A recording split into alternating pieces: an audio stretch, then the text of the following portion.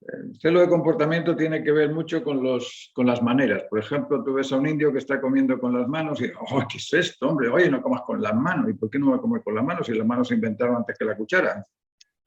Pero por la costumbre, claro, por la costumbre decimos que comer con la mano pues no es de buena educación y por eso surge ese celo ahí. El celo emocional tiene que ver con los vínculos, tiene que ver con esos apegos emocionales de quiero al otro y el otro se me va, o quiero a la otra se me va, o aquel cariño que tenía con tal persona no me ha vuelto a llamar, fíjate que el otro no me llama nunca, entonces yo no le llamo tampoco, ¿eh? Ese es un celo emocional.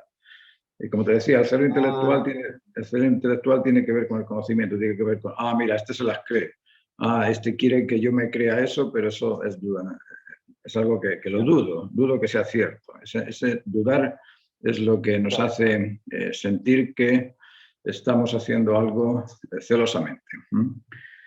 Ahora, el celo, cuando se extrema, se transforma en recelo.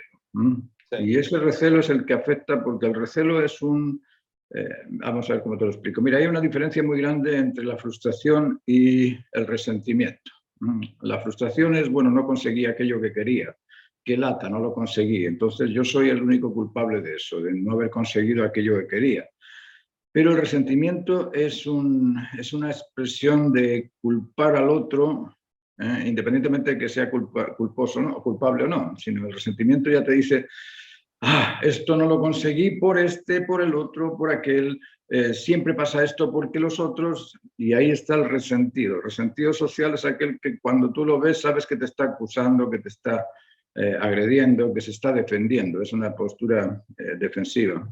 Pero es así, esos son como los tres tipos de celo. El celo emocional, intelectual y conductual. Pero hoy vamos a hablar de la dualidad. Sí. Bien.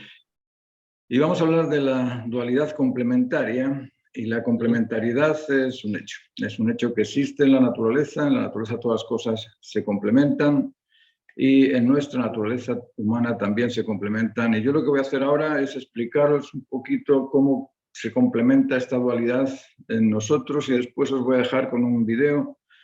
Es un video de 45 minutos, pero ahí explico un montón de cosas sobre la dualidad que son bastante interesantes de ir comprendiendo. Lo hice en video porque aquí hace mucho frío. Realmente estoy helado, está toda la parte de fuera blanca y una hora aquí, aunque tenga la lumbre puesta, cuesta.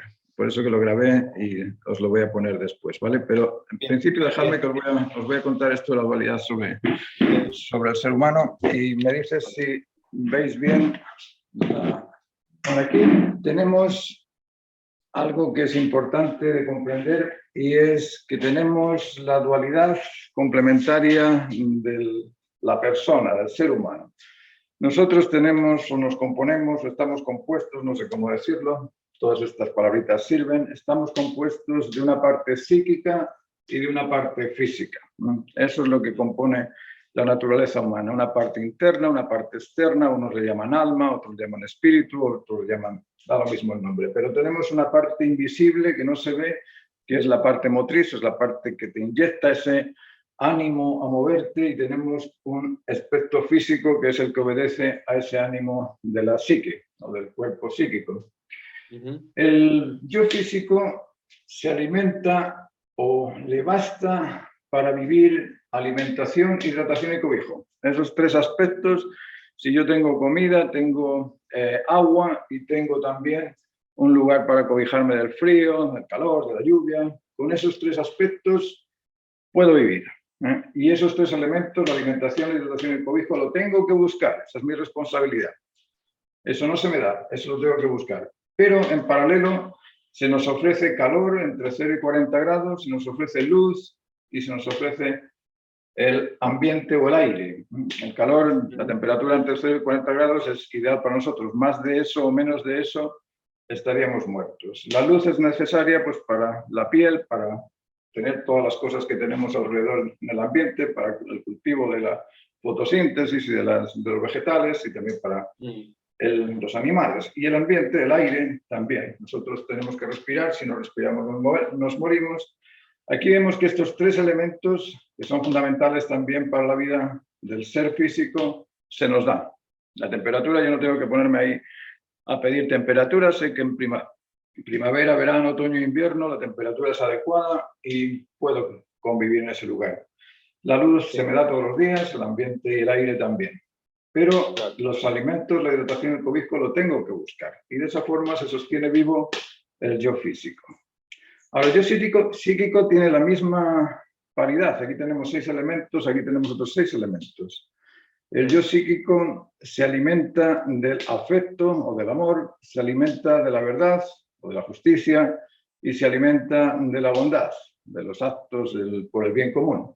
Ahora, estos 3 elementos, el afecto, la verdad y la bondad, los tiene que realizar. Eso no se le da. El afecto es el atender, entender y estar atento al otro, el seducirle con afecto, persuadirle con bondad o con la verdad y motivarle con lo ejemplar. Eso es algo que tiene que hacer el psíquico. Y el psíquico también, para poderse desarrollar, necesita de los vínculos, de la seguridad y de la autorrealización, del dominio sobre sí mismo. Y eso lo tiene que establecer. Eso se establece. Eso no es algo que tú lo haces, el vínculo no lo haces. Tú trabajas el afecto y en el momento en el que alguien se siente atraído por ese afecto, ¡paf!, se establece el vínculo. La verdad, tampoco, la verdad te crea seguridad cuando te convence, pero ese convencimiento es algo que se establece, no es algo que tú lo hagas, sino que, oh, es cierto, hace frío. Bien, te aseguras de que hace frío porque la temperatura es baja. Y la autorrealización también, se establece también. Tú estás creciendo en el afecto, en la verdad, en la bondad, en el control sobre los instintos y el celo y las virtudes y resulta que llegas a sentirte realizado. Eso es un estado. Te sientes realizado. Bueno, entre estas 2 figuras existe, como son complementarias, decimos que existe la dualidad complementaria en la naturaleza. Como son complementarias, una complementa a la otra. Y entre estos 2 existe una relación íntima, una relación bastante clara de observar, aunque a nosotros se nos pasa y tenemos que sentarnos a ver cómo ocurre esto, pero que ocurre. Entre los 2 hay una relación de dar y recibir, de intercambios. ¿Qué le da el yo psíquico al yo físico? Bueno, vamos a poner que el yo físico está con dolor de cabeza, después de la caña del fin de semana, acabé con dolor de cabeza, debilitado, con sensaciones de malestar. ¡Ay, qué lata! Me siento, no sé cómo me siento, y el yo psíquico lo estimula con una expectación. Vamos a ver qué pasa si me tiro al agua en la piscina y nado 25 metros. Bueno, nadas esos 25 metros, te levantas y ¿dónde está el dolor de cabeza? ¿Dónde está la debilidad? ¿Dónde está esa sensación de malestar? Se fue. Se fue porque el yo psíquico estimula al yo físico cuando el yo físico está en depresión, en decadencia o con algún tipo de desajuste. Esa expectación a emprender algo, esa expectación a conseguir algo, esa expectación a invertir en algo, o ese interés en la lectura, ver una exposición de arte, hacer un viaje, ver una película, o en el aspecto afectivo, oh, me llegó la pareja, ¡ay, qué rico que viniste, acabas de llegar, qué bueno! Y si es el primer amor y está en la ciudad, aunque sienta dolor de cabeza, dolor de estómago, malestar, agarras el auto y te vas a buscar al primer amor. Lógico. Eso es un elemento espiritual, si es que se puede llamar así, o es un elemento estimulante que el yo psíquico ofrece al yo físico. ¿Qué ofrece el yo físico al yo psíquico? Resulta que el yo psíquico está emocionalmente deprimido, está decaído, está desganado, está con desánimo, no sabe qué hacer, lo que te decía antes. Si el yo físico hace ejercicio físico, se pone a jugar al tenis, nada, camina un rato, o si tiene una buena alimentación, una buena hidratación, le das algo de tomar, se cobija bien, o está, no sé, le cambias de ambiente a ese yo físico, le pones frente a algo bonito, frente a un lago, frente a un río, frente a una puesta de sol y eso estimula también al yo psíquico. Esta dupla esta relación entre la mente y el cuerpo, entre el yo físico y el yo psíquico, es muy importante comprenderla. Y es una relación que la tenemos todos, ¿no? Y en ocasiones suena raro el hecho de que, ay, esta persona se metió en la cama y no asiste a las clases, y se metió en la cama porque el día está triste. Pero ¿cómo puede ser eso? ¿Cómo es que porque el día está triste ya te desanima y no sales a apreciar esa tristeza del día, ¿no? El día cuando está triste es bonito también, ¿no? Luego ese tipo de dupla, ese tipo de relación no sé cómo llamar, entre el espíritu y lo físico, entre lo físico y lo espiritual, es parte de la dualidad natural complementaria que existe en la naturaleza. ¿Se entiende eso? Sí. O sea, la parte, claro, se entiende bien los sentimientos corporales, se puede decir, ¿o no? Y los físicos. Por ejemplo, yo ahora estuve con un resfrío así, me afectó porque es algo físico, pero traté de motivarme yo mismo, tratando de salir de esto que me afectó, y traté de, bueno, hacer cosas y moverme igual. Si mi mente domina ese sentimiento físico, entonces puedo salir de eso, ¿no? Sí. Claro, lógico. El autocontrol es importantísimo y sabéis que vamos a repetir un poquito esto porque resulta que, como fui al pizarrón, pues resulta que la mitad acaban de... Yo les voy a mostrar aquí una explicación en el pizarrón y después les voy a dejar con un video. Ese video dura unos 40-45 minutos más o menos y ahí se va a terminar. Se termina el video y se termina la clase, ¿vale? Pero primero déjenme que les explique algo en el pizarrón para aclarar este tema, ¿vale? Vamos allá. Sebastián, te va a quedar bien claro después de repetirlo un par de veces, ya no va a haber dudas, ¿eh? Después no te quejes. Vale, ¿se ve bien ahí el pizarrón? Sí. Sí, vale. Decíamos que la naturaleza es dual complementaria, es decir, en la naturaleza existen todas las cosas creadas, absolutamente todas las cosas creadas existen por algo y existen para algo. Decimos que la razón que justifica todo lo que existe es esa satisfacción de la necesidad que lo origina. Todo acto se debe a la razón que justifica la existencia de su necesidad, por decirlo de alguna manera. Luego todo es complementario. Y si es complementario, nosotros también, los humanos también somos complementarios. Y en ese complemento tenemos dos cuerpos. Tenemos un cuerpo físico y un cuerpo directivo. Esto no se ve. Esto es una fuerza psíquica que hace que mi cuerpo se mueva. Igual que el instinto físico tampoco se ve, pero hace que mi cuerpo se mueva. Pero este ser resulta que además de poder actuar con el cuerpo, es capaz de controlar el instinto, es decir, es más potente que el instinto. Bueno, tenemos un yo psíquico y un yo físico. ¿Cómo hacemos para alimentar el yo físico? Al yo físico le tenemos que dar simplemente tres cosas: alimentación, hidratación y cobijo. Si yo al yo físico le doy una buena alimentación, una sana alimentación, y le doy agua o jugos, y elimino aquello que sea que nos dañe en la hidratación, y si lo cobijamos cuando hace frío o lo destapamos cuando hace calor, ese ser va a vivir tranquilamente. No sé si va a ser feliz o no, pero va a vivir tranquilamente. ¿Por qué? Porque con alimentos, hidratación y cobijo tenemos suficiente para mantener el cuerpo. Eso lo tiene que buscar el individuo. Eso no se le da, eso tienes que buscarlo. La alimentación sí está ahí en los árboles, pero tú tienes que caminar, agarrar el alimento y comértelo. Hidratarte lo mismo, tienes que ir al río, buscar agua y beberle, y cobijarte lo mismo. Tienes que buscar dónde está el agujero, dónde está la cueva, dónde está el lugar para taparte y lo buscas. Ahora, tenemos otros tres aspectos que se nos regalan, se nos dan. Y es la temperatura, el calor. El calor, nosotros aquí estamos a una temperatura, bueno, ahora mismo no os digo ni la temperatura, está puesto al lado, así que debemos de estar a 1 grado más o menos. Pero la temperatura se nos da entre 0 y 40 grados, es la temperatura promedio. Nosotros en esa temperatura vivimos, no nos morimos. Quizás si es más de eso o menos de eso, a lo mejor nos podemos enfermar, pero con una temperatura entre 0 y 40 grados estamos bien. La luz se nos da, la luz es gratuita, el sol está todos los días brillando, nunca se ha apagado.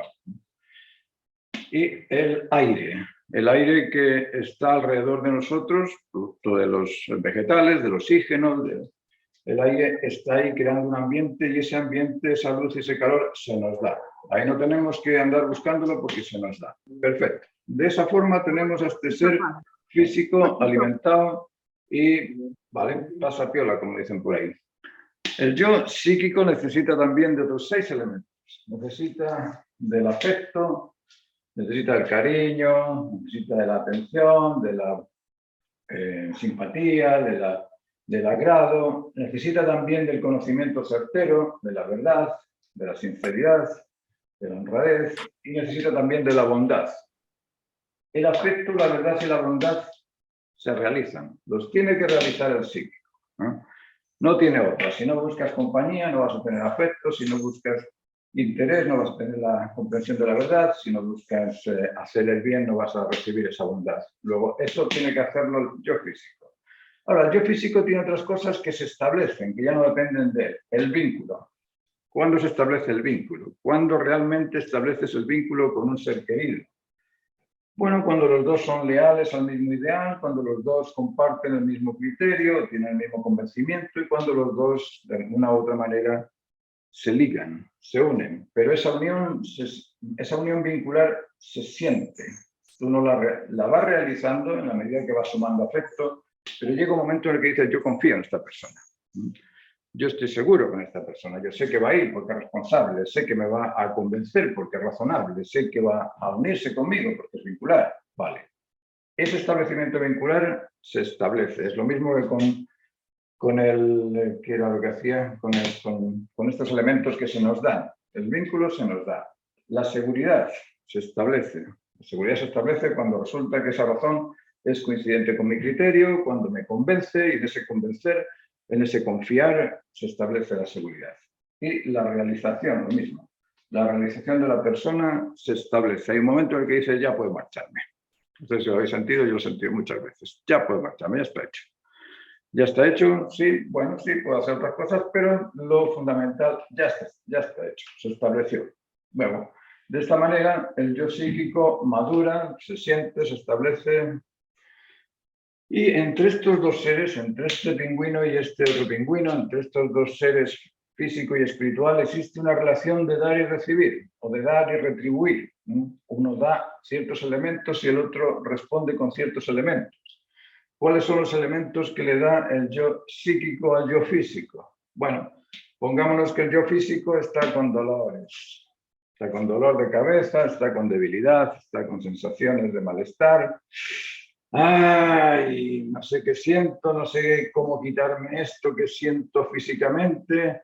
Y llega el yo psíquico y con una expectación a disfrutar de algún bien, emprende algo. Uy, vamos a emprender algo, qué rico, vamos a salir de viaje, qué bueno, se nos pasa el dolor de cabeza. Ah, vamos a crear algo, vamos a hacer unas tortillas para por la tarde. Ay, qué rico hacer las tortillas. Vale, se me pasa el dolor de cabeza. O vamos a leer algo, vamos a ver una exposición, vamos a viajar, veamos una película. Todo este tipo de estímulos de expectación hacen que el yo físico supere esos problemas del dolor de cabeza, la debilidad, siempre y cuando no sean problemas patológicos, lógicamente. Si estás con fiebre, por mucho que te estimules, la fiebre no se quita. Pero si son dolores de estos mediocres, de estos dolores que, ay, no quiero levantarme porque el día está triste, entonces no voy a ir a clase porque el día está gris. Bueno, esos son debilidades que se pueden superar con la expectación a ver si en esa clase aprendo algo más. Vale, eso supera el malestar físico. Eso por un lado. Luego, el yo psíquico estimula al yo físico para que el yo físico siga funcionando y el yo físico estimula al yo psíquico, cuando el yo psíquico tiene una depresión emocional. Me refiero a una depresión, no depresión patológica, sino una depresión porque, bueno, estuve tan bien en la playa y ahora de vuelta a la ciudad, otra vez otra vez en la ciudad. Ese tipo de depresión emocional se supera haciendo ejercicio físico. Si yo digo, bueno, me voy a meter en la piscina, voy a estar nadando un rato, cuando sales de la piscina, sales hasta con los pectorales hinchados, pareces otro hombre. Eso estimula. O me pongo a jugar un partido de tenis, o me preparo una buena comida, o salgo a ver el campo, salgo a ver algo bonito. Ahí el físico estimula al yo interno y se produce ese tipo de conectividad. Eso es lo que tenemos todos que comprender, que la conectividad es el centro del valor, el centro de las relaciones intrafamiliares, de las relaciones interpersonales, de las relaciones propias de cada uno. Si entendemos esto, es muy fácil superar esas pequeñas depresiones, muy fácil. Pero tenemos que entenderlo, tenemos que conversarlo, analizarlo, buscar qué es lo que pasa cuando me siento así un poquito desconectado, porque se pueden superar. Y se pueden superar no con pastillas. Uno a veces se siente un poquito deprimido porque el día es gris, llegó el invierno y como el invierno dice la gente que es feo, a mí me encanta, pero lo único que no me gusta es el frío, que me deja las manos paralizadas.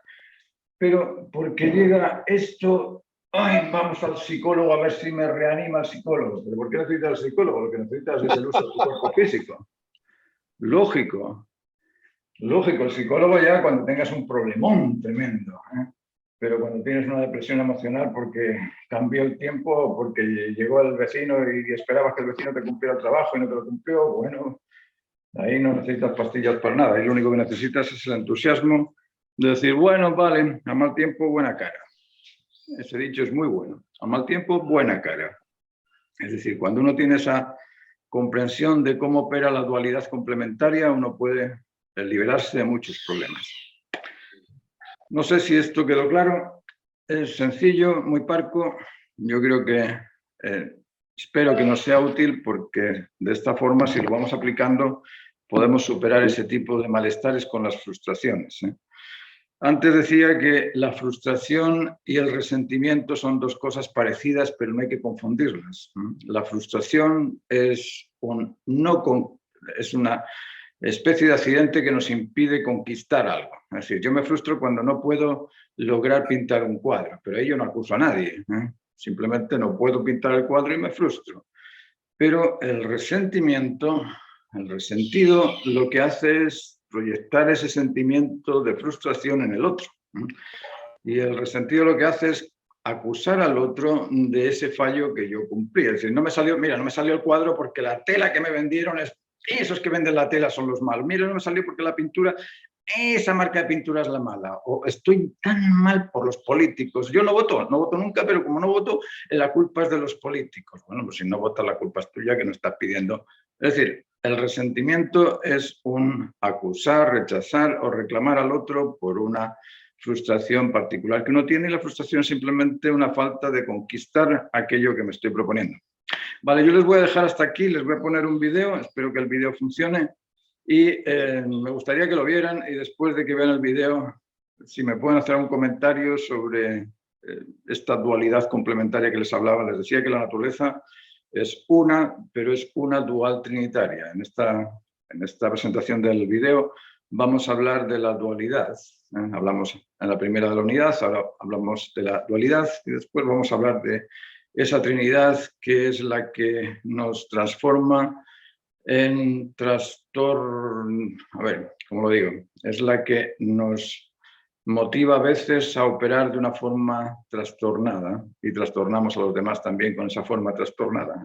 Trastorno se parece a 3, pero no es 3, pero va a ser la clase que se va a orientar en esa trinidad. ¿Por qué? Porque los trastornos provienen de 3 aspectos. Hay trastornos emocionales, trastornos intelectuales y trastornos conductuales. Entonces tenemos esos 3, esa tripleta, y eso lo vamos a ver en la próxima clase, pero les voy a dejar ahora con el vídeo, ¿vale?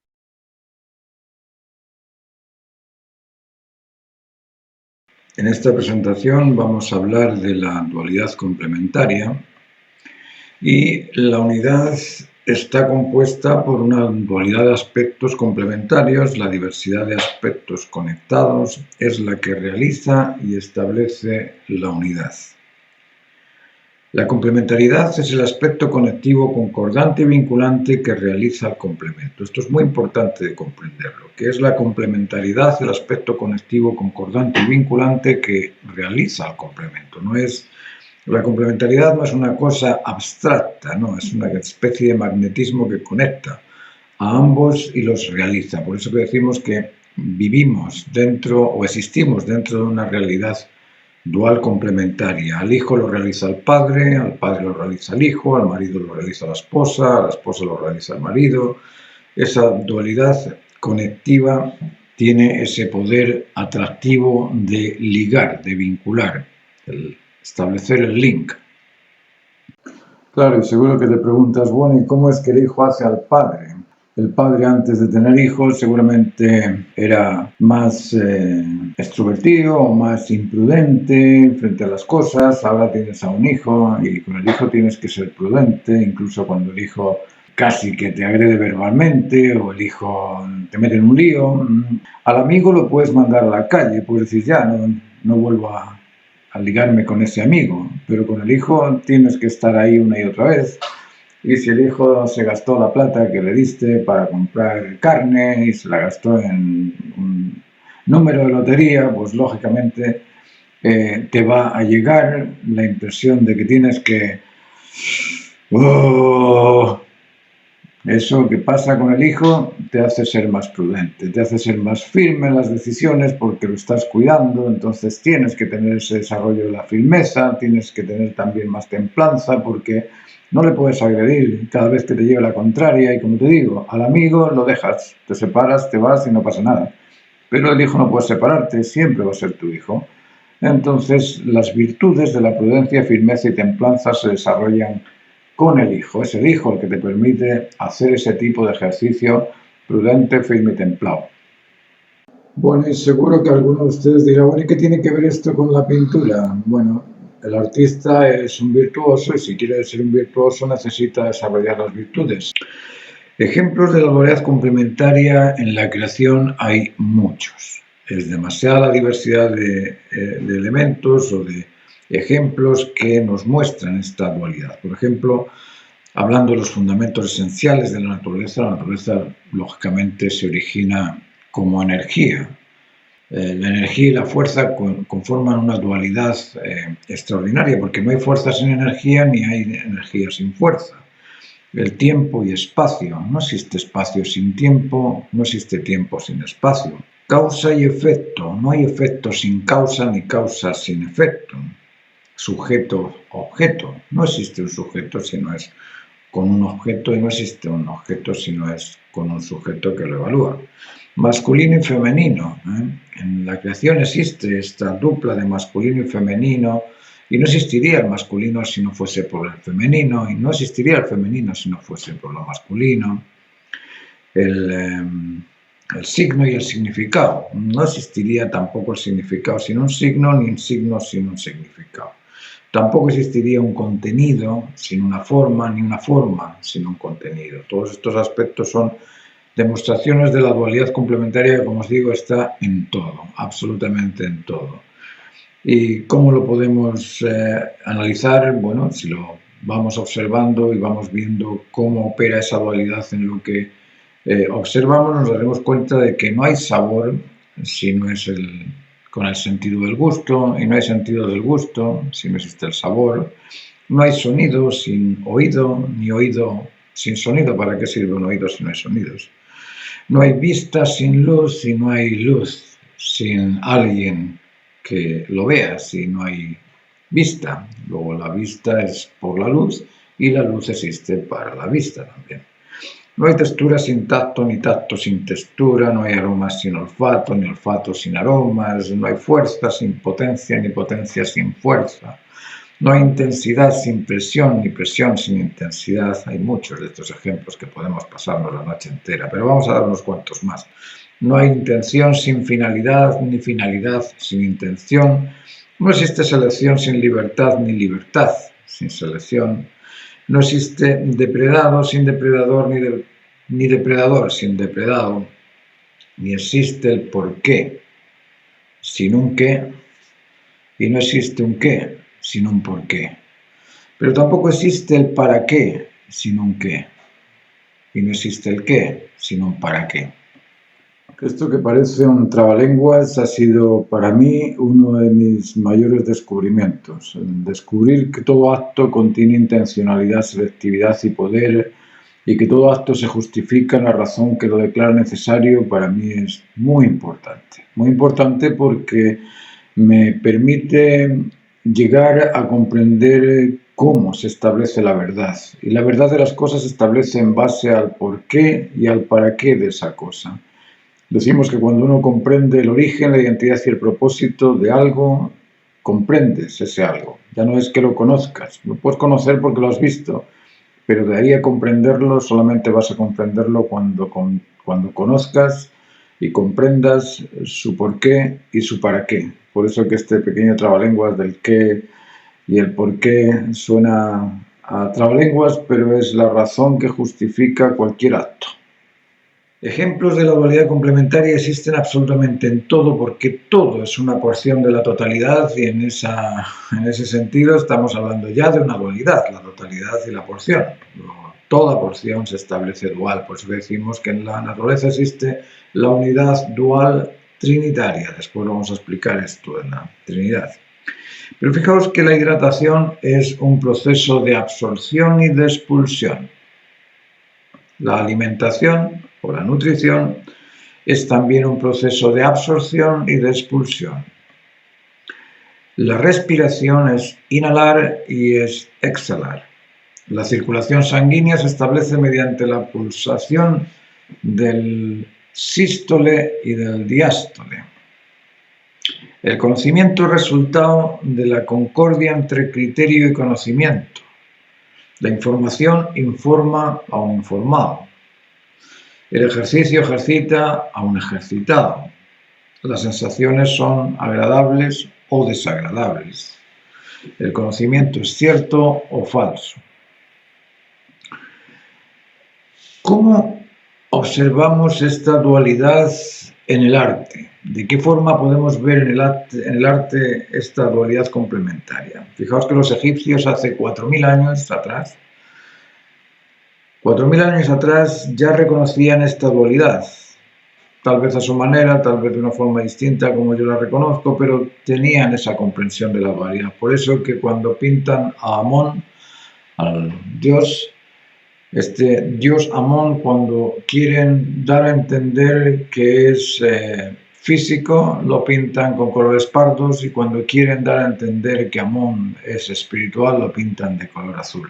Qué curioso. La dualidad en el arte se da en todos sus aspectos de valor. Temáticamente hablando, la dualidad de lo trascendente y de lo universal se da en la temática, se da también en la composición, en el centro focal y la periferia, se da también en la gráfica, gráfica con precisión, gráfica con destreza. Se da también en los valores tonales, altos contrastes, bajos contrastes, se da también en los colores, en los cálidos y en los fríos, y se da también en el oficio de la innovación y trascendencia, o la innovación y la conservación de las técnicas tradicionales. Entonces podemos ver que el arte está repleto también de dualidades complementarias. Esta dualidad en el arte se da ahí, en el arte y su obra, en el artista y su obra, por ejemplo, en la obra y el soporte, en los tonos claros y oscuros, en los colores cálidos y fríos, en el aceite, que es el que adhiere, y el disolvente, que es el que despega. Uno pega y el otro despega. En la forma, que es el contorno del cuerpo y a la vez el contorno del espacio. En la densidad de la pintura, hay densidades duras, hay densidades blandas. Se pinta graso sobre magro, y el artista pues puede ser un artista interesado o puede ser también un artista desinteresado. Ahí me extraña que nunca se haya descubierto la ley de la dualidad complementaria cuando se observa en todo lo observado. Me cuesta pensar que a nadie se le ocurrió esta ley o esta norma o este principio, como lo queráis llamar, de la dualidad complementaria, porque para que exista la unidad necesitas a dos. Dos serían tan importantes como la unidad. Y ese 2 se da en todo, absolutamente en todo. Nosotros vemos que todo establece dualidades en lo observado. Tengo el lapicero, ¿por qué? Porque estoy yo para escribir. Si no estoy yo para escribir, el lapicero no sirve para nada, ni yo tampoco. Pero la escritura surge de la dualidad. Por eso que me extraña que no haya sido descubierta antes. Y nos quedó también un aspecto que es interesante, y es el de la vista y la ceguera. No todos los que miran ven, y no todos los que ven comprenden. Lógico, es que es muy distinto mirar con los ojos a mirar con la inteligencia. Cuando uno mira con la inteligencia, compara. Ahí es cuando aprecias las cosas, cuando comparas una con otra y descubres las diferencias. Ahora, si miras simplemente, pues no ves nada. Yo tengo siempre esa experiencia de la gente que pasa por el bosque y termina su paseo y le preguntas ¿cómo te fue en el bosque? Muy bien, ¿qué árboles viste? Uy, muchos. ¿Cuáles? No lo sé. Bueno, ahí miraste con los ojos, pero no miraste con la inteligencia, es decir, no apreciaste. La naturaleza humana es dual complementaria. La complementariedad completa y cumple el complemento. Esto es importantísimo. La mente cumple y completa al cuerpo físico al controlar su alimentación, hidratación o cobijo, y el cuerpo cumple o completa a la mente con elementos de vitalidad, estimulantes derivados del ejercicio, del trabajo, de la labor que cada uno desempeña. La naturaleza humana es dual en la apreciación y la cualidad que satisface. La naturaleza humana es dual en la apreciación y en la cualidad que satisface. A ver cómo podemos explicar esto. La naturaleza humana necesita y se satisface. Ya es dual. Se satisface con lo necesario, pero lo necesario debe ser necesitado, luego lo necesita y el objeto necesitado se conecta con la necesidad y se establece la dualidad. Se interesa y se convence con lo ajustado. Es decir, ve el conocimiento ajustado, se convence con aquello que le interesa y el interés y el convencimiento forman esa dualidad. Y se beneficia con lo realizado, o se beneficia con lo completo, con lo cumplido, con aquello que debía hacer y que lo hizo, y de esa forma encuentra beneficio a esa expectación que tenía, esa esperanza de poder lograrlo. La naturaleza humana es dual complementaria, masculino emisor o sembrador y femenino receptor o cultivante. La naturaleza humana es dual complementaria, vinculante en el afecto, en el convencimiento y en el bienestar. Eso es muy importante también, que sepamos que nosotros establecemos el link, no solamente el link del Zoom, sino que establecemos el link vincular, el link afectivo, conectivo, vincular, es decir, nos conectamos en el afecto y si existe esa lealtad al otro se establece el vínculo. Si no existe esa lealtad o esa fidelidad al otro, el vínculo no se establece por mucho que estemos unidos. El vínculo necesita lealtad, fidelidad y concordia entre dos personas. Y la naturaleza humana busca siempre esa vinculación, esa concordia, esa conexión entre unos y otros. La naturaleza humana es dual complementaria, filioparental, fraterno-conyugal y parentofilial. Otros nombres que también nos suenan a extraterrestres. ¿Qué es eso de filioparental? Bueno, el vínculo filioparental es ese tipo de conexión que tiene el hijo con el padre, es ese tipo de amor pedigüeño. Papá, necesito, papá, dame esto, papá, ese papá que espera es un tipo de amor. Al padre no le importa que el hijo venga 25.000 veces, papá, dame, papá, dame, papá, dame. Eso siempre y cuando el hijo sea leal, fiel y leal a los padres, cuando el hijo sea concordante también en el sentido común de la familia, cuando sea respetuoso y responsable y además que se sienta parte de ese núcleo familiar. Da igual, para eso estás, para entregar. Entonces, duele cuando ves que eso no se agradece, pero la entrega es voluntaria y eso es el vínculo filioparental, de abajo arriba, del hijo al padre. El vínculo fraterno-conyugal es de igual a igual, te doy si me das. Es un vínculo condicionado por el atractivo, por el interés o por el beneficio que yo pueda recibir del otro. No es como el vínculo parentofilial o filioparental, que son dos tipos de afecto incondicional, sobre todo el parentofilial. El filioparental está en proceso, puede llegar a conseguirse esa estabilidad en cuanto a la incondicionalidad absoluta del hijo hacia el padre, pero la incondicionalidad absoluta viene de los padres hacia los hijos. Si te entiendo y me entiendes, estamos bien. Si no, esto se rompe. Si estamos en esa dupla de intercambios equivalentes, podemos decir que se puede establecer ese vínculo en la amistad o en la fraternidad o en la conyugalidad. Todos esos vínculos son horizontales. Se pueden perder fácilmente o se pueden mantener dependiendo del aprecio o desprecio que se utilice en la relación. Y el vínculo parentofilial es un vínculo totalmente incondicional por los hijos. Eso solamente lo experimenta aquel que ha tenido un hijo. Por eso les contaba en la primera charla la importancia que tiene el hecho de superar el apetito intergenital prematuro o evitar ese embarazo no deseado, porque el hijo en el fondo es nuestro salvador prácticamente. A través del hijo desarrollamos las virtudes, desarrollamos las capacidades, desarrollamos también el dominio sobre los instintos y el celo, y ese es el empuje o el empujón que nosotros necesitamos para poder madurar, porque a nivel de convivencia amistosa no se desarrollan esos aspectos, porque al amigo lo podemos rechazar, a los hijos no los vamos a poder rechazar nunca, y ellos van a ser siempre los que nos ven a nosotros en nuestras relaciones íntimas, en nuestras relaciones profundas, en las relaciones realmente verdaderas, porque las relaciones humanas interpersonales con amigos pues no son la realidad nuestra, de cada uno.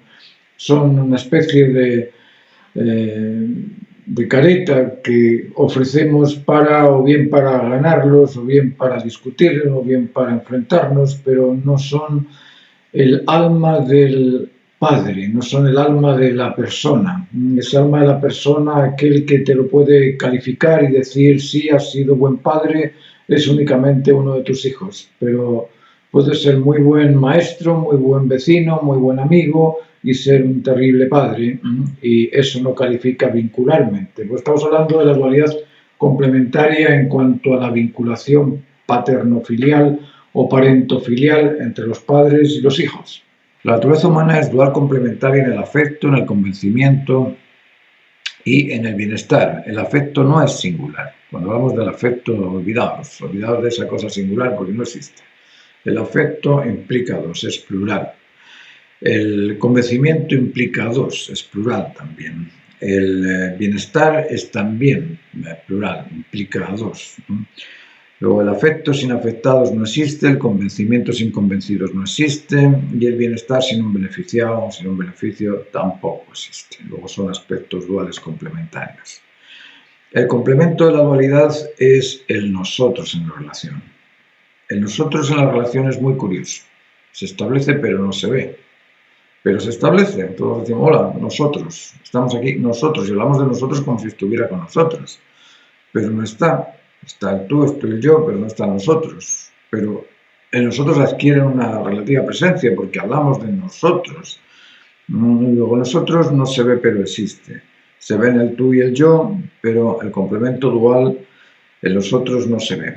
La dualidad existe físicamente y el complemento existe en lo establecido. Eso es otra realidad que tenemos que pensar profundamente, y es que esa realidad que a mí me realiza es lo que se establece o establezco yo con eso. Yo establezco cosas con otras personas, establezco cosas con el ambiente, establezco sentimientos, establezco convencimiento, establezco también algún tipo de experiencias, y esas experiencias, ese convencimiento y esos sentimientos son lo que yo soy. El otro va a ver lo que yo muestro, pero no lo que yo soy. Lo que yo soy no lo puedo mostrar. No lo puedo mostrar porque son establecimientos establecidos durante mucho tiempo a través de la dualidad complementaria. Y eso no se puede mostrar. Pero eso es lo que realmente es. Eso es lo que realmente soy. La naturaleza humana es dual complementaria, así como la naturaleza de la creación es dual complementaria. Tenemos que tener esto muy claro también. Nosotros somos la consecuencia de una causa, y esa causa y nosotros somos exactamente igual. Esa causa tiene conciencia del ideal común humano, tiene conciencia del sentido común, de la justicia ajustada, macra, total, completa, universal. Tiene conciencia del bien común, es decir, del bien de todas las especies, del bien biológico, del bien ecológico, del bien con todas estas palabritas nuevas que hemos aprendido en estos últimos 25 años. El bien común implica aquello que es responsable con la ordenanza del orden cósmico, porque el cosmos es un orden que se debe a una ordenanza, y la naturaleza o el cosmos, todos los aparatos que existen, que llamamos cosmos, la suma de la diversidad no es ni más ni menos que elementos ordenados en base a esa ordenanza cósmica. ¿Cuál es la ordenanza cósmica? Bueno, hemos hablado de la conectividad, de la dualidad complementaria, del dominio sobre el centro, del rechazo al desorden, del proceso en 3 etapas, de la finalidad específica y del cumplimiento completo de aquello que se persigue. Esas 7 leyes son las ordenanzas del orden cósmico, y fijaos cómo todos debemos ordenarnos en base a esas 7 ordenanzas. Yo puedo decir que no quiero ser conectivo. Yo digo, no señor, yo no quiero ser conectivo. No quiero casarme, no quiero amigos, no quiero hacer nada, no quiero trabajo, no quiero escuchar nada, no quiero... Así es que me tomo una... y me voy para el otro lado. Lo puedo hacer, lo puedo hacer. Cuando uno se niega a la conectividad, mira, hay gente que se tira por el balcón, hay gente que se tira por el precipicio, hay gente que se toma un frasco de antidepresivos, otros se pegan un tiro, otros van a la guerra. Hay un montón de personas que dicen, no, yo no quiero conectarme con nada, quiero ser desconectivo. Y hay otro tipo de personas que dicen, no, ya me gusta la conectividad, así es que yo voy a buscar novia, voy a tener una mujer, voy a tener hijos, voy a tener familia, voy a tener a mis suegros, voy a tener también a mis padres, voy a tener a todos achaclonados, todos juntitos, todos ahí, y viven felices. Bueno, cada uno puede optar por lo que quiera. La opción es libre. Pero la naturaleza humana es dual complementaria, así como la naturaleza de la creación es dual complementaria, y en ellas se conectan, en esa complementariedad se conectan la naturaleza humana con la naturaleza de la creación y la naturaleza de la creación con la naturaleza humana. La naturaleza de la creación es realizada, la naturaleza humana se establece. Existen estímulos que provienen de la naturaleza y nosotros nos impulsamos, nosotros nos movemos, nosotros actuamos con fuerza. La energía y la fuerza son complementos, estímulo e impulso son complementos. Entonces nosotros nos estimulamos en base a lo que observamos en la naturaleza de la creación. Espero que no se olviden que estamos hablando de la dualidad complementaria, estamos hablando de esos aspectos duales que existen en todo lo creado. Todas las cosas han sido creadas únicas pero con una dualidad trinitaria dentro de esa unicidad. Eso es lo que no podemos olvidar. Estamos acostumbrados a estas frases de la diversidad y no nos damos cuenta de que la diversidad es el producto de la homogeneidad, es decir, todo aquello diverso tiene algún origen causal y ese origen causal establece esa dualidad con su efecto creado. Por eso que les quería seguir recordando que estamos hablando de la dualidad complementaria, que es un aspecto también ligado con los valores del arte. Como les he dicho antes, la temática va a ser universal y trascendente, la composición va a tener que tener un centro focal y una periferia, la gráfica va a tener que tener una precisión y una destreza, el tono va a tener que tener alto contraste y bajo contraste, los cromatismos van a ser o bien cálidos o fríos, y también el oficio va a ser un oficio de depuración de la tradición o de la inmediatez de aquello casual que pueda surgir y que yo lo aporto a ese oficio. Por lo tanto, estamos hablando de la dualidad complementaria. En la dualidad complementaria existen las valencias positivo-negativas en las partículas y en los átomos, existe el catión y el anión en las moléculas, existe el estambre y el pistilo en las plantas, existe el macho y hembra en los animales, el masculino y femenino en las personas, luego la dualidad complementaria la podemos observar solo con abrir los ojos. Sin nosotros no existe el tú o el yo. Existe tú porque existo yo. Existo yo porque existes tú. Sin el nosotros no existe el tú o el yo. Sin el orden no existe la ordenanza ni lo ordenado. La ordenanza o lo ordenado existe en... Vamos a ver, lo ordenado existe en la ordenanza y la ordenanza se establece con lo ordenado.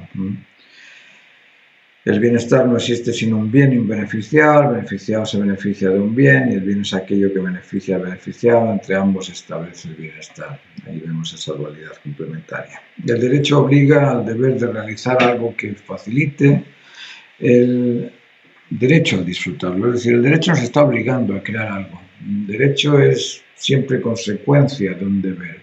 Yo tengo el derecho a decir que soy pintor porque he pintado, el vecino tiene derecho a decir que es arquitecto porque ha construido, el médico tiene derecho a decir que es médico porque ha sanado a alguien, pero lo que le califica al médico es el sanado, lo que califica al arquitecto es la construcción, lo que califica al artista es su arte. Luego, en ese aspecto vemos la dualidad consecutiva o la dualidad complementaria entre el derecho a disfrutar de aquello que has creado y la obligación a crear aquello que te da derecho a disfrutarlo. Claro, el derecho y el deber también son complementos. Si no hay deber cumplido, ¿qué derecho tienes? En la creación no existe la individualidad o la independencia o el ser que esté ajeno a su complemento. Eso no existe. Sí, no existe el singular, el ser aislado del tiempo, del espacio, el ser aislado de la energía, el ser aislado de la fuerza, el ser aislado de la velocidad, el ser aislado del movimiento. Eso no existe. No existe un ser aislado del cosmos. Y si existe, ¿de qué me sirve si yo no lo puedo comprender? No existe la singularidad independiente del complemento. En nada, absolutamente en nada. No hay ninguna especie que sea simplemente ella. No es solamente... En esa especie hay solamente machos. Bueno, hay gente que cree, y la gente que cree pues puede ponerle cualquier cosa. El creo es cualquier cosa. Hay gente que cree que existen seres que son solamente masculinos o seres que son solamente femeninos. Nos dicen, vale, los ángeles son masculinos. No hay las ángelas, no hay los ángeles nada más. Hay un dios, no hay una diosa, hay un dios nada más. Bueno, vale. Puedes creer en lo que quieras, pero en la naturaleza, no en la imaginación, sino en la naturaleza, no existen esos seres singulares. En la imaginación sí, uno puede imaginarlos, pero en la creación no. La naturaleza humana seguimos diciendo que es un compuesto por o es un compuesto de aspectos interno o externo. Tenemos una conciencia consciente y tenemos también una conciencia inconsciente. Los movimientos instintivos son generalmente inconscientes, los movimientos propuestos, pretendidos, que uno espera conscientemente, son conscientes, lógicamente. Entonces tenemos esa dualidad de conciencia consciente y conciencia inconsciente. El centro de esa conciencia consciente y esa conciencia inconsciente es el poder de dominio que tenemos para poder razonar las cosas de una manera consciente o simplemente esperar al uso de la conciencia inconsciente. La conciencia constituye el ideal natural normal humano, el sentido de la justicia colectiva o sentido común y el máximo bienestar derivado del cumplimiento del máximo deber válido para todos, lo que garantiza esa unidad o esa estabilidad o esa seguridad del individuo. Y fijaos que es curioso porque incluso en la conciencia existe una dualidad complementaria. Existe la conciencia original, esa conciencia de la pureza, esa conciencia de la ingenuidad, del credo, la actitud incondicional. Esa conciencia es la original, pero después a esa conciencia original nos llegan experiencias, conocimientos y sentimientos adquiridos, y esos conocimientos, experiencias y sentimientos adquiridos son los que modifican la conciencia y en ocasiones nos ponen en una situación bastante difícil de evaluar, porque supuestamente nosotros deberíamos evaluar aquello que estamos analizando intelectualmente en base al ideal supremo de la conciencia, en base al sentido común supremo de la conciencia, en base al bien común supremo de la conciencia, pero resulta que tenemos una noción del bien común adquirida que no es esa noción del bien común universal. Tenemos una noción del sentido común adquirida que es un raciocinio que no es razonable, y tenemos un ideal imaginario, y ese ideal imaginario tiene poco que ver con ese ideal humano cósmico originario. Entonces tenemos esa dualidad de conciencia original y conciencia adquirida. Depende de qué tanto la conciencia adquirida se liga con la, o se une con la, o concuerda con la conciencia original. Así vamos a ser más puros, más sinceros, más honestos, más honrados, más persona, más normales, más naturales. O si hacemos caso de todo lo que almacenamos en nuestra conciencia adquirida, vamos a ser un artificio humano. Esa decisión es del individuo. Hay individuos que buscan los valores absolutos y hay individuos que buscan los valores fragmentarios. Depende de cada uno. Yo quería hablar un poco de cómo opera la inteligencia. Cuando hablamos del intelecto, hablamos también de la inteligencia. Y la inteligencia es una especie de tribunal donde existe el defensor y el fiscal. El defensor es el credo y el fiscal es la duda. Entre el credo y la duda se establece una especie de análisis comparativo, y de ese análisis comparativo surge el juicio, que será la razón que determina esa inteligencia. Es decir, la inteligencia lo que hace es, por un lado, inducir, por otro lado, deducir, por otro lado, discernir, y el discernimiento entre lo que induce y deduce pues va a ser aquello que juzga. La emoción es la capacidad sensible que nos permite captar necesidades o captar lo necesario. La emoción capta sensaciones o sentimientos. Y volvemos a encontrarnos con esa dualidad complementaria, la sensación o el sentimiento. La sensación es esa dualidad también, porque es el exceso o la carencia de lo normal, y el sentimiento es el recuerdo de aquella sensación que por alguna razón reconocemos importante.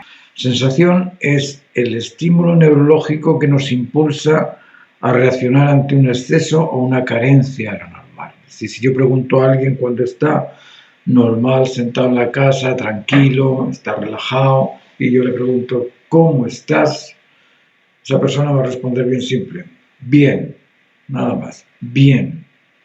Pero cuando esa persona está carente de seguridad, estoy carente de seguridad, tengo miedo. ¿Qué es el miedo? Una sensación por carencia de seguridad. Cuando estás alimentado, has comido mucho, ¡ay, estoy satisfecho! Una sensación por exceso de comida. Te falta la comida, por carencia tengo hambre. Luego la sensación es producto de un exceso, una carencia de lo normal. Eso es la sensación. Y el sentimiento es el recuerdo almacenado de una sensación que haya sido importante. Eso es el sentimiento. Toda sensación exige una reacción necesaria. La sensación de hambre exige el alimento, la sensación de sed exige la hidratación, la sensación de temor exige la seguridad, la sensación de calor te produce la transpiración, el frío te produce la tiritera o el tiritar, pero todas ellas esperan una reacción que se acomode a aquel sentimiento o aquella sensación que están percibiendo. El intelecto es la capacidad sensible que nos permite reconocer el juicio justo. Eso lo hace el intelecto. El intelecto no se convence de aquello que no cree, no se convence de aquello que no es razonable, no se convence de aquello que no es concordante con su criterio. El intelecto solamente puede adquirir aquello que establece esa concordia, esa conectividad, esa correspondencia, ese parecido, esa similitud entre criterio y la información, entre criterio y el significado. El intelecto sola y exclusivamente adquiere convencimiento. No puede adquirir otra cosa que no sea el convencimiento. Y para convencerse el intelecto necesita de la razón justa. Y a esa razón justa llega o bien por el camino de la inducción, o bien por el camino de la deducción, o bien por el camino de la demostración. Normalmente lo que hace la conciencia es discernir entre lo deductivo o entre lo demostrativo y lo inductivo, y en ese discernimiento reconoce aquella razón justa que le convence. El intelecto solo y exclusivamente se convence, no tiene otra propiedad. Igual que la sensación sola y exclusivamente siente, el intelecto solo y exclusivamente se convence. La mentira es el cáncer del intelecto. Esto es muy importante. Y en Latinoamérica estamos muy acostumbrados a mentir porque siempre hay un confesor al que me puedo confesar y yo te absuelvo y te transformo en santo simplemente por rezarme 4 Ave Marías. Pero la mentira es el cáncer del intelecto. Y la insensatez es el cortisol de la inteligencia. El cinismo o la insolencia agreden a la inteligencia. La complementariedad es la dualidad operativa. La lucha entre opuestos es destructiva. Tenemos que darnos cuenta de las cosas, no tenemos que esperar a que nos lo digan los gringos. Nosotros tenemos que darnos cuenta de que estamos operando contracorriente. Hemos explicado varias veces que la emoción es la capacidad sensible que nos permite captar lo necesario, el intelecto es la capacidad que nos permite reconocer el juicio justo y la voluntad es la capacidad que nos permite cumplir con el deber. La voluntad es una reacción a la expectación a disfrutar de un bienestar. Vamos a ver cómo explico esto. La voluntad existe sobre la expectación a disfrutar de un beneficio. Cuando yo tengo la expectación a disfrutar de un bien, me motivo. Cuando carezco de esa expectación a disfrutar de un bien, no puedo motivarme. Es decir, si a mí me dan la noticia de que tengo que ir a Santiago a cobrar la lotería, esa es una expectación a disfrutar de un beneficio, yo agarro el auto y voy corriendo a Santiago a cobrar esa lotería. Luego la voluntad es una reacción a la expectación a disfrutar de un bienestar. Voluntad es la capacidad sensible que permite el cumplimiento de un deber. Y existe, claro, la voluntad consciente predispuesta por la expectación y existe la voluntad involuntaria o el acto reflejo como el parpadeo, como todos estas alarmas de los instintos. En el proceso de desarrollo existen el protagonista y el escenario, el absoluto y el ambivalente, el decente y el indecente, pero no existe dualidad en el valor. Esto es muy importante. El valor satisface siempre, el valor siempre complace, el valor siempre convence, el valor siempre beneficia. Eso de las mentiras verdaderas es un programa, pero es solamente un programa, es ficción, no es verdad, no existe una mentira verdadera, tampoco existe una belleza fea, ni un bienestar malo. El valor complace, el valor se disfruta, agrada, pero el valor no puede ser bueno y malo. Solamente vale aquello que te agrada, aquello que te complace, aquello que te beneficia, aquello que te gusta, aquello que te atrae. El valor es aquello que nos beneficia, nos convence, nos satisface, nos gusta, nos agrada, nos atrae. Todo aquel tipo de bienestar decimos que es valor. Pero no existe el valor que vale y no vale. Existe, eso sí, el ambivalente indeciso ante el valor, eso sí, pero no el satisfecho insatisfecho, o el convencido desconfiado, o el perjudicado beneficiado, el beneficiado perjudicado. Eso es de locos. Cuando te dicen que existe un valor relativo, el valor relativo es bueno y malo, hay que estar mal de la cabeza, hombre. Hay que estar mal de la cabeza para pensar que un valor es bueno y es malo. Es decir, el valor me vale y no me vale al mismo tiempo, a la misma persona, al mismo lugar y en el mismo momento. Al que defienda esa postura de que el valor vale y no vale, le puedes decir que deje en la mesa un billete de 1.000 euros y cuando vea que el billete no vale, pues que te lo pase. ¿Qué más da? Si el billete vale y no vale, al mismo tiempo, en el momento en el que tú puedas afirmar que no vale, pues que te lo dé. Simplemente así. Existen valores absolutos y valores fragmentarios, pero no existen valores absolutos y valores relativos. ¿Por qué? A no ser que sea relativo a la apreciación del individuo, pero no se entiende de ese modo y es relativo a la apreciación del individuo. ¿Por qué? Porque para mí esto que lo estoy apreciando ahora vale mucho pero eso que lo estoy despreciando ahora no vale nada y eso no ha transformado a eso ni en bueno ni en malo, simplemente a mí que lo estoy observando me permite valorarlo cuando lo aprecio y me permite devaluarlo cuando lo desprecio. Así de simple, creo que es así de simple. El valor es uno, el amor es uno también, la verdad es una, la bondad es una. ¿Por qué es uno el valor? ¿Por qué? Porque el amor es la unidad entre dos, la verdad es la unidad entre criterio y significado, es la unidad, es decir, es la concordia, la coincidencia entre criterio y significado, y la bondad es la coincidencia entre el bien y el beneficiado. Luego el valor es solo y exclusivamente uno, es el centro. Cuando hablamos de la ley del dominio sobre el centro, estamos hablando de eso, del valor que une a la dualidad complementaria. La familia íntegra es una.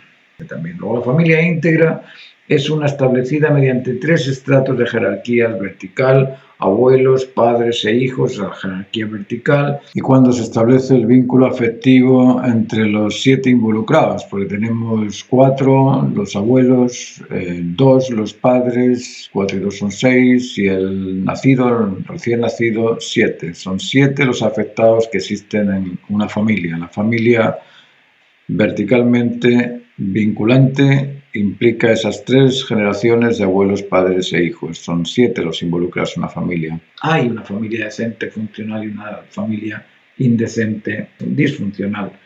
Pero no existe, es curioso, no existe la familia infamilia. La infamilia no existe. Existe una familia, funcional o no funcional, pero familia. Pero no existe la familia y la infamilia. Es decir, no existe nada contrario a la familia que permita el desarrollo. Si decimos que existe el valor absoluto y el valor relativo, entonces tendríamos que tener una familia y una infamilia, porque absoluta sería la familia y relativa sería la infamilia, pero eso no existe. Familia es el resultado de la reproducción de una especie. Implica e incluye al depositario del gene y al cultivador del gene. El resultado generado va a aparecer siempre y cuando exista un sembrador y un cultivador. Y aquí volvemos de nuevo a observar la dualidad complementaria. Los dos son de igual importancia, los dos son necesarios, y sin uno u otro no existe generación. Luego, tenemos que darnos cuenta de que el valor frente a la generación es equivalente entre el que siembra y el que cultiva. Los dos en la generación son exactamente iguales en valor. Otra dualidad importante que encontramos en el desarrollo educativo es el del interés y el interesado, el del docente y su docencia. La creación es una, se debe a la transformación de un objeto existente en un objeto transformado, pero para transformar un objeto en otro es necesario de un transformador. La energía ni se crea ni se destruye, se transforma. Escuchen esto porque esto es muy interesante. La energía existe, decimos que existe, pero no se crea y no se destruye. Algo que no se crea y que no se destruye es algo así como infinito y eterno, porque no se crea, no se destruye, es infinito y es eterno. Decimos que la energía es infinita y es eterna. No nos cuestionamos qué es lo infinito ni qué es lo eterno, no lo cuestionamos, simplemente lo afirmamos. La energía es eterna e infinita porque ni se crea ni se destruye. Pero la energía se transforma. Cómo se transforma tampoco lo cuestionamos, simplemente lo decimos, lo observamos, sabemos qué es, pero no lo cuestionamos. Y para transformar un estímulo en un impulso neuromotriz, eso no es tan fácil. Nosotros vemos que eso ocurre en las neuronas, por ejemplo. Hay neuronas sensoriales, hay neuronas interneuronas y neuronas motoras también, pero las neuronas transforman impulsos eléctricos en impulsos de movimiento físico. Las neuronas son células que emiten señales eléctricas que contienen información. Esa es otra cosa que también es difícil de comprender. ¿Cómo es posible que en la electricidad exista información? Bueno, nos dicen los científicos que las neuronas son células que emiten señales eléctricas que contienen información. Bueno, ¿dónde llevan la información? La llevan en un libro, la llevan en un computador, la llevan en un aparato, un speaker que va hablando. ¿Cómo ocurre eso? Bueno, ocurre, y eso posiblemente nos cueste un poco comprenderlo, pero lo que sí quiero que comprendan es que existe un transformador. Si la energía transforma es porque existe un transformador. ¿Y cuál es ese transformador que transforma la energía en fuerza, que transforma el estímulo en impulso, que transforma el poder en la creación? ¿Cuál es esa fuerza motriz que une a esos aspectos emisor y receptor? Esa fuerza motriz que liga o une al emisor y al receptor para transformar un objeto en consecuente con una idea o con una necesidad es el valor. Las neuronas son células que emiten señales eléctricas que contienen información. Dicha información contenida en la energía es recibida por otra neurona motriz que transforma el estímulo en impulso nervioso, muscular o aquel tipo de impulso que sea necesario. Las neuronas son células que perciben información, la analizan y responden con lo necesario. Imaginaos que estamos hablando de una neurona inteligente, estamos hablando de una célula que contiene intencionalidad, selectividad y poder, es decir, una célula que contiene inteligencia y además sensible porque capta y además es voluntariosa porque ofrece. Luego, las neuronas son células que perciben información, la analizan y responden con lo necesario, lo ajustado o con el deber adecuado a la información recibida. Son una extensión de la conciencia natural. Una buena pregunta que surge aquí es, bueno, esa información, ¿dónde está? ¿Qué es lo que pasa?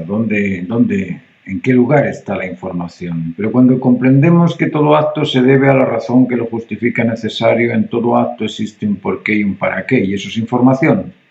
Esa información es la que se intercambia o la que se interconecta en el valor. El valor es el que utiliza esa información para captar o para emitir necesidades creativas. Y en esas necesidades creativas, claro, en el caso de las neuronas lo perciben y actúan obedientemente de acuerdo con esa sensación que perciben. Eso es lo que es una neurona, una extensión de la conciencia natural. La ciencia dice que las neuronas responden a impulsos eléctricos. Las neuronas emiten y responden. Algo que emite y responde contiene intencionalidad. Y la ciencia nos dice que emiten y responden con lo adecuado al contenido de la información que reciben de los impulsos eléctricos. Es decir, consecuentemente, estas neuronas seleccionan, o esta energía selecciona entre posibilidades y de entre esas posibilidades selecciona la adecuada a dicha necesidad. Por lo tanto, la selección de este objeto natural, en este caso, es una constante en las neuronas, que son células físicas, y la neurona es una célula que atiende, entiende y está atenta al deber que ha de cumplir. Consecuentemente, contiene intención, selección y poder. Eso a nivel de la neurona. La neurona percibe información del impulso eléctrico, que es energía. Si esa energía transmite información a la neurona, la energía informa. Para que informe la energía debe disponer del poder transmitir. Y si transmite información y esa información es en cada caso diferente, debe contener selectividad, intencionalidad y poder. Si la energía contiene intencionalidad, selectividad y poder, y la energía ni se crea ni se destruye, es constante, es inmanente, existe en todo acto, estamos afirmando que la naturaleza de la creación, que es energía, es o contiene aspectos sensibles porque intenciona aspectos cognoscitivos, porque informa y aspectos motivacionales, porque puede hacerlo. Creo que acabamos de explicar algo muy importante. Acabamos de comprender cómo en la naturaleza existe información y cómo esa información es transmitida a través de las neuronas a nuestro encéfalo, a nuestra identidad, a nuestra personalidad, y nosotros reaccionamos o respondemos a esa comunicación de la información que nos llega a través de la naturaleza. Todo esto es bastante espiritual, es bastante sensible como para poderlo ir desmenuzando, pero si nos paramos a pensar profundamente en qué es lo que hacemos cada día, si nos paramos a sentir esas necesidades que tenemos y a comprender de dónde salen esas necesidades, cómo se transforman esas necesidades en obligaciones, en hechos, en actos, vamos a ir conociendo y comprendiendo más esa relación que tenemos que establecer con la naturaleza humana, porque la naturaleza humana nos habla a través de los instintos, nos habla a través de las virtudes, nos habla a través de las cosas materiales, y nosotros debemos abrir los ojos, dejar de estar ciegos y abrir los ojos a esa realidad espiritual que nos permite hacer cosas mejores, que nos permite el buscar esa mejor calidad en los productos cuando pintamos, que nos permite comunicarnos de una manera mucho más comprensiva o mucho más conectiva, y que nos permite también vincularnos unos con los otros dentro de esta naturaleza conectiva de la que participamos todos. Yo os agradezco por esta reunión, por esta charla. Espero que algo haya quedado, y espero también que, si algo ha quedado por responder, que lo podamos después conversar por WhatsApp o por Zoom o como queráis, pero sí me gustaría que comprendieran esta sensibilidad más profunda para poder hacer con el arte un tipo de trabajo que sea realmente meritorio y que sea de interés trascendente y universal. Muchas gracias.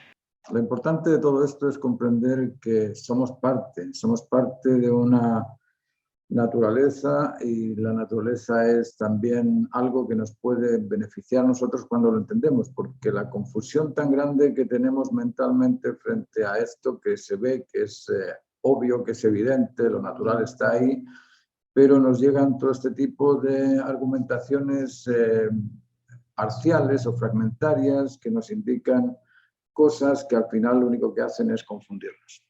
Por eso que yo os quiero motivar a que aquello que comprendáis, ojalá que sea aquello convincente, que no sea solamente aquello que creéis. Esa labor de creerme las cosas es un verdadero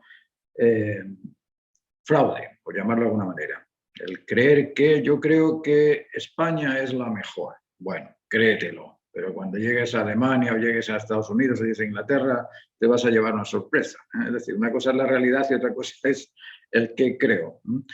Así es que si podéis hacer hincapié en eso, en buscar la razón justa, y siempre la razón es por algo y para algo. Como decía, ese ha sido para mí el mayor descubrimiento de mi vida. Saber que puedo estar seguro de la razón cuando comprendo el porqué y el para qué de aquello que estoy observando, eso te asegura, te crea una sensación de tranquilidad, porque no estás dudando, no estás pensando en cómo será cierto o no será cierto, cómo sé si es cierto. Bueno, la única manera de saber la certeza de esto es buscando cuál es el porqué y el para qué. Si esto existe para indicar, para poder hacer ese tipo de orientación en el pizarrón, bueno, esa es la razón, independientemente de que venga otro y me diga, no, si esto es para tirarlo a... Bueno, vale, esa es otra razón, pero la razón fundamental de esto es que se creó para indicar. Ese buscar el porqué y el para qué de las cosas es muy importante que lo tengáis claro, y ojalá que podáis ser analíticos en todo eso. Yo os he contado alguna vez la historia. Yo cuando tenía 8 años tenía un señor que en el colegio me decía que era lo que tenía que hacer, pero me lo decía con violencia, y dije, bueno, yo no puedo creer en ese tipo de actitud impositiva. Y desde muy chico estuve dudando de todo. Yo era bien descartiano, dudaba de todo, pero dudaba por buscar esa razón. Y cuando encuentro esta razón y cuando dices sí, ahora puedo estar seguro de que lo que comprendo, cuando comprendo el porqué y el para qué de lo que comprendo, estoy seguro de ello. Cuando no comprendo el porqué y el para qué, pues yo no puedo decir, mira, comprendo lo que es un televisor, no tengo ni idea. Lo conozco, pero no lo comprendo. ¿Por qué no lo comprendo? Porque no sé cómo funciona. No sé el porqué ni el para qué de esa mecánica que tiene el televisor, pero sí que lo conozco. Ahora, lo que conocemos es simplemente algo superficial. Yo conozco, no sé, Santiago, pero no comprendo Santiago. Para comprender Santiago tendría que ser el alcalde de Santiago, no sé, algún tipo que sepa cuánto cuánto produce, cuánto gasta, qué es lo que tiene. Cuando conoces la razón de las cosas puedes decir que estás seguro, pero cuando no conoces la razón de las cosas estamos en el aire. Bueno, esta ha sido esa parte que os decía del entender que todas las cosas son duales, y el próximo día vamos a hablar de los trastornos de personalidad, de esos trastornos que a veces pensamos que no tenemos trastornos, que somos santitos, que somos buenos, pero cuando nos llega el vecino, nos llega el inmediato y nos acusa con el dedo, oye, ¿qué?